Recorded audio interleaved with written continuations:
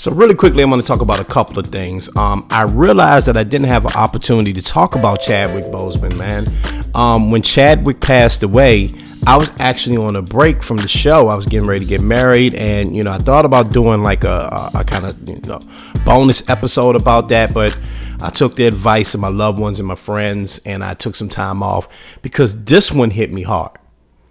This one hit me hard, as it hit many of you hard. Again, as we talked about in the last segment, the Black Panther meant so much to our community, and I don't want to just, I don't want to disrespect this man's legacy by only talking about him as the Black Panther. I mean, he's done so much. I mean, he's played icons in our community, man. He's played Jackie Robinson, James Brown. I mean, Thurgood Marshall. It goes on and on and on. He's just been dope. Look, man, I can name 1,000 movies that I've liked with Chadwick Boseman in them. Okay, but it would be silly to say that the Black Panther was not his biggest and greatest role. And that's not disrespect. Not in my opinion, at least. This was iconic. He took a character, and trust me, I'm a comic book guy. The Black Panther was not that popular, okay? And it kind of, the character kind of got some gas behind him in the 2000s with the animated series, and the comic book made a little bit of a comeback. But Chadwick Boseman made the Black Panther into what we see today, into the character that is iconic for Black culture, comic book culture, American culture. Only Chadwick Boseman could have done that. Only Chadwick could have done that, man. It also means a lot in terms of Black men's health. We talked about it, Gage Sin and I, we talked about it in the last segment, that we didn't even know this man was sick. Yes, he was a warrior. Yes, he was, my God, to put in that much work while having that stage of cancer, to be that sick, is incredible. But it also is a lesson for us Black men in there, man. We have to take care of our health. We have to stay on top of our health, man. We just do. Look, if we don't learn from the Black Panther, from Chadwick Boseman, a titan, that it can happen to any of us and that we need to be serious about it, then you'll never learn. So take care of yourself, Black man. All right. I always talk about take care of your mental health. Take care of your physical health as well, man. All right. Trust me. We all want this man. We all wanted this man to still be here. We know countless brothers that have gone out a little too early because they weren't taking care of themselves. I'm not saying that Chadwick Boseman wasn't taking care of himself, okay? At the end of the day, it's God's will. But there's a lesson there, all right? That's the first thing I wanted to talk about. Second thing I wanted to talk about was the fight that happened this past weekend, okay? I don't know how many of you paid for the Mike Tyson-Roy Jones fight. I did not. Shout out to Dean. Dean had it at my neighbor Dean. He had it in the garage. We went over there and we watched it. We checked it out, man. And, the fight itself wasn't good. Okay? Let's just be honest. It was funny watching Nate Robinson get knocked out about 4 times by Jake Paul. Hey, man. I'll leave that be. I'm not going to clown. I'm not going to clown Nate Robinson. I'm just going to say, boxing isn't for everyone, my guy. Okay? Maybe this is not for you. But I want to focus on Tyson and Roy Jones, right? Because it was a boring fight. And I was upset initially, right? When the bell rang, I remember thinking like, damn, maybe I fooled myself, man. Mike Tyson's a 50-something-year-old man. Roy Jones is a 50-something-year-old man.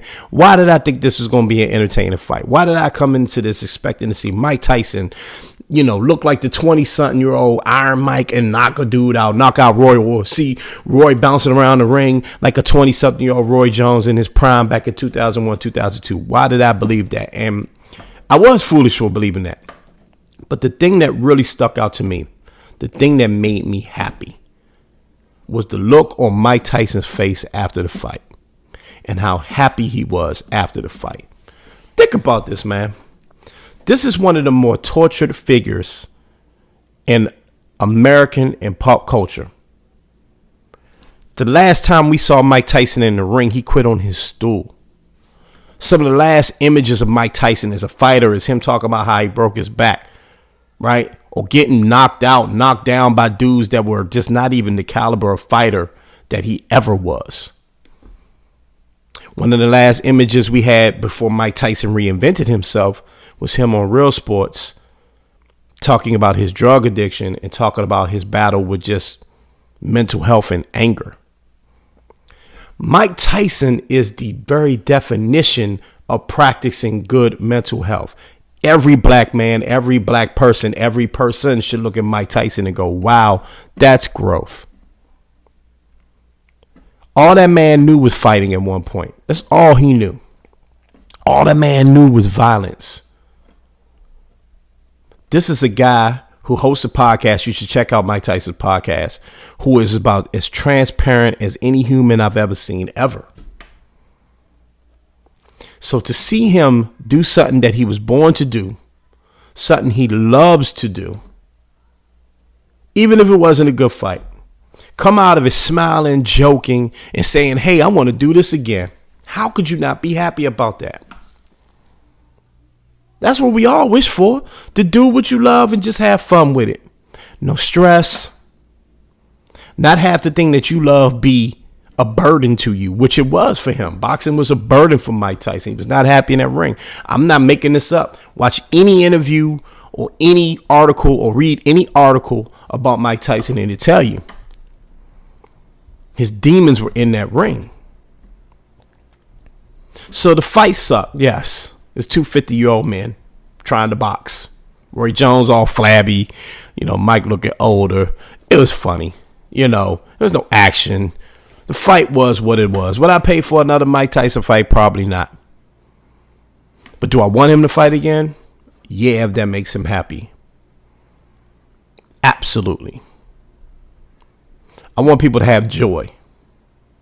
And when you see a tragic figure like Mike Tyson, man has been through so much in the public eye. We've watched this man have ups and downs, ups and downs, ups and downs all through his career.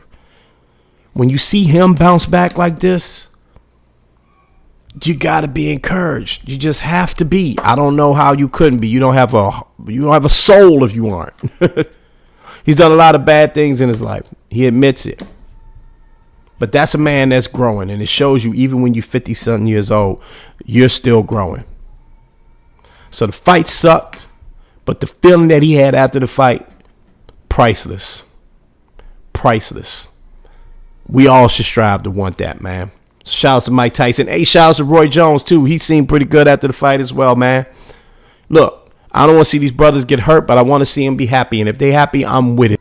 I'm with anybody that's doing the things that they love and practicing good mental health. All right, so we'll leave it there. All right, appreciate y'all. Follow me on TikTok. Yeah, how about that? Your boy's on TikTok now, right? The Butler Did It podcast is my name on TikTok. It's the Butler Did It podcast. It's going to be a lot of extra content on there. I'm getting used to TikTok. I kind of like TikTok. So, hey, follow me on there. Check me out. Follow me on all socials. You know what to do. The links are always below. Please mind your mental health. Please take care of yourself. Take care of your physical health, black man. Do that. Take care of your physical health, man. There's a lot going on here, and it's not just COVID. We got to stay on top of it.